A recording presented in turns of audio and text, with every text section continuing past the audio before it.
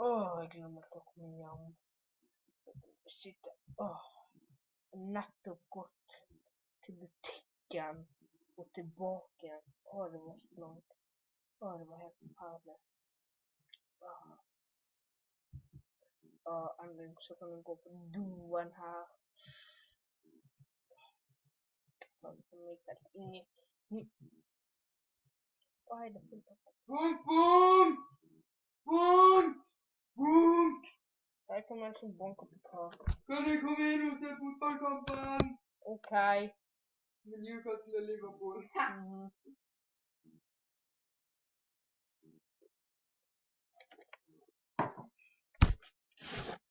Newcastle skåret nettopp på et mål. Jeg har ikke mye sett på. Bare vent litt, jeg kan finne den. Bare vent litt. Ja, men jeg kan ikke få begynne. Jo, du kan sitte her. Hva er så stillingen i del? Jo, stillingen er 1-0 til Newcastle. Hva trenger jeg i dag? Skal Island spille til England? Det ser ut som at Newcastle kommer inn på et angrep. De skårer ett til mål. 2-0! 2-0. Pappis Cissé! Dribler seg rundt Loris Karius. Jeg tok... Ok, det er pause der. Ok. Ja. Jeg tror at jeg kommer til å skifte litt i grunn på volum litt sånn opp, ok? Ja, skal vi gå kanskje over til deg og gjøre noe? Ja, ok. Ok, ses. Newcastle! Oh my god. Oh my god! Litt... Ok, da er det på han igjen. Newcastle leder 3-0. Jep, det ser ut som en veldig interessant kamp. Liverpool kommer inn. Det ble en forferdelig takling av... Pappis.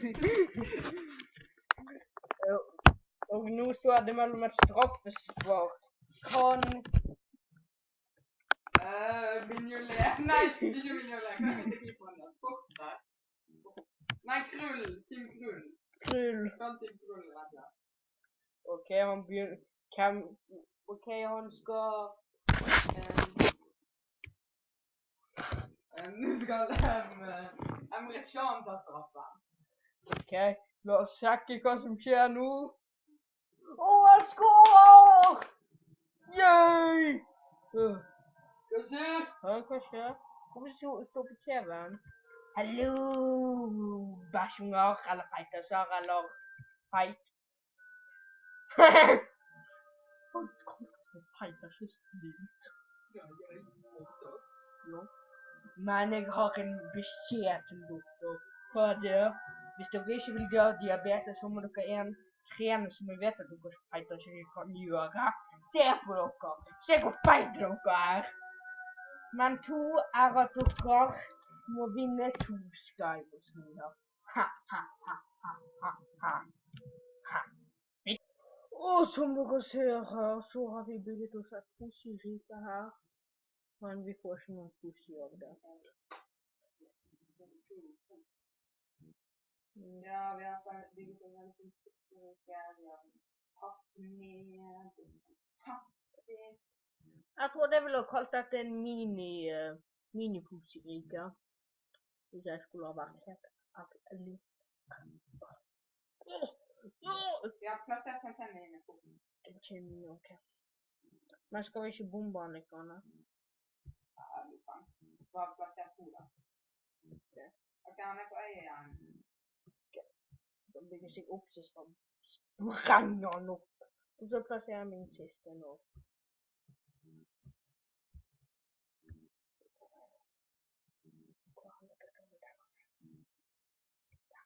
Nå har du en mulighet til å flytte på han. Bare det at han bygger seg unna, for det går ikke an å flytte på han. Bare sett inn seg ned. Vet du, en mann sa en gang at du ikke burde gjøre det. Ja.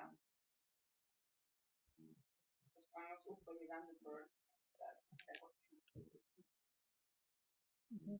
Har du kastet et egg på han? Ok, men hvor skal vi gå etter vi har kastet? Hvor skal vi gå?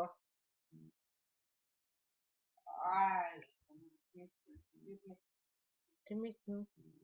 Ok, men han har ikke en forskning, så hvis han overlever, så må sikkert gjøre.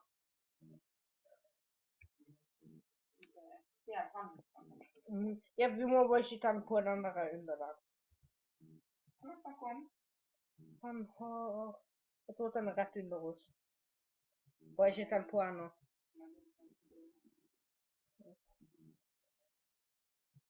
Badass power!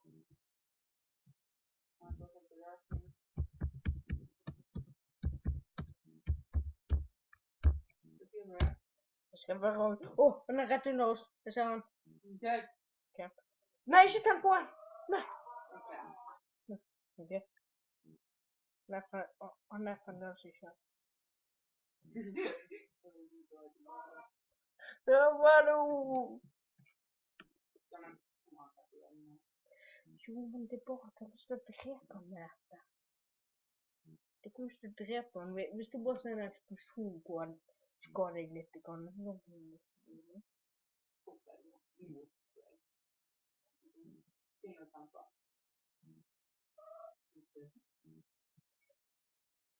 Jeg prøver meg. Nei, det går ikke! Feil i planen! Feil i planen! Hopp på mor! Klarte du det? Ja, jeg traff! My time is now! My time is now! Ja. Jeg har det rett og slett. Trenger du boots? Jeg har iron boots.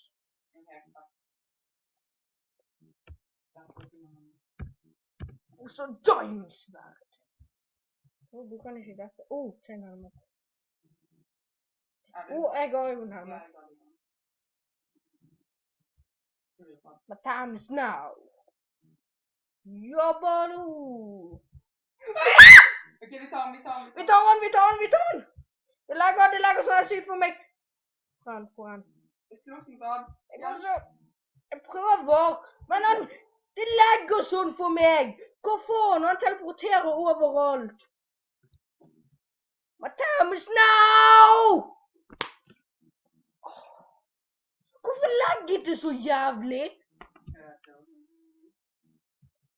Jeg skal hive Enderpearl bort til han, og så hjelper han meg så... Hva faen. Skynd deg, Ivan! Skynd deg!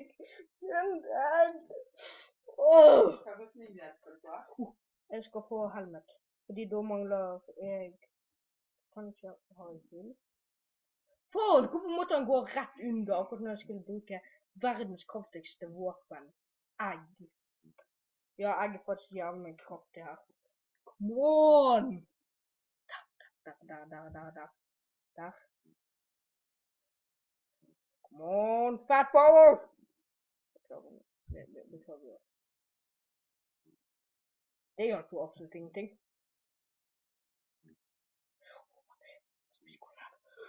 Golden apple!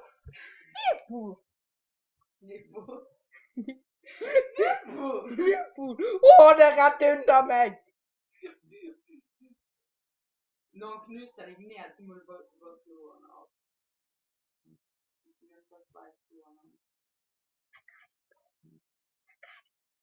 Knus den blokken. Gjør det nå! Din stygge Steve-fjes! Steve! Fuck this! You wanna go, man? You wanna go?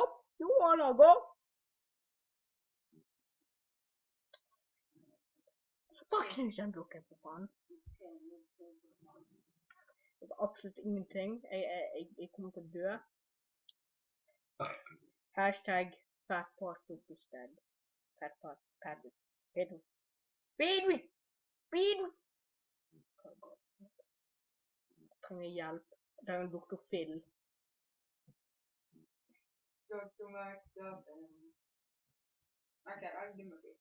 Yay! Yay for meg! Yay for meg, Patrick. Vet, noen ganger Det var din tur til at gjøre verden et bedre sted. Og den tiden er ikke nå, for jeg kommer til å dø som en liten pussy. Eller som Gud ville ha sagt det. Jeg skulle si absolutt ingenting fordi du. Gud. Da om jeg skjønner ikke hva han snakker om. Jeg beklager, jeg mener ikke å være racist der eller noe sånt. Mot det fantastiske språket som snakker. Jeg kjenner fantastiskheten på han da, men det er bare en liten drittunge fordi han prøver å drepe meg. Det er så snilt å drepe folk. Sånn. Lite golden apple. Apple! Apple! God mat. Agg! Vet du? See you no more. Jeg kjente det. Hva betyr det? Det betyr se deg ikke mer. Jeg tror at det betyr ha det. Nei! Hvordan kjører vannet så fort? Hva? Se på den. Se på den. En sånn rakett. Rakett i vannet. Rakett i vannet. Kommer rett opp til meg. Som en hai. Kan jeg få se? Se på han! Se på han! Se hvor fort han kommer mot meg. Ta deg! Ikke på noe. Ja, men det er fordi at vi er jo feite. Vi har blitt vanlig til feite, så How could this happen to me? I made my mistakes. Du er nesten oppe nå.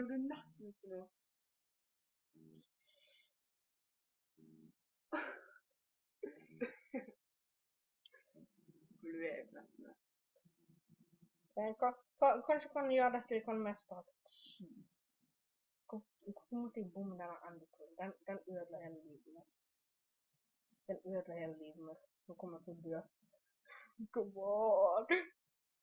Meg! Og den gjør det! Come on.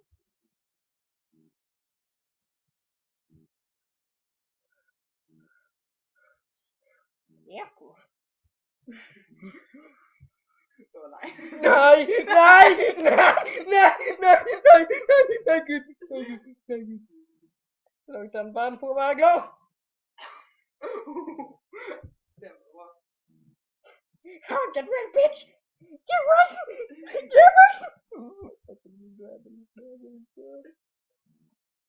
Fuck it! I krig! Ikke vann til, vet du. Fløy han etter deg. You got 50% less fall damage. Yes. Jeg bare Noe som jeg ikke skjønner er at når du faller, så går det så fort fremover når du ikke skal dø. Og så når du skal liksom gå bakover, så skjer det ingenting. Så jeg kunne slått dem hvis det hadde vært én mann. Og hvis denne endekoden kunne fått... Ja, Dan! Kom opp! Han er rett i midten! No! Veldig på gul! Jente der! Det kom en mann i går morgen. Bakkesepir. Jeg er jo sånn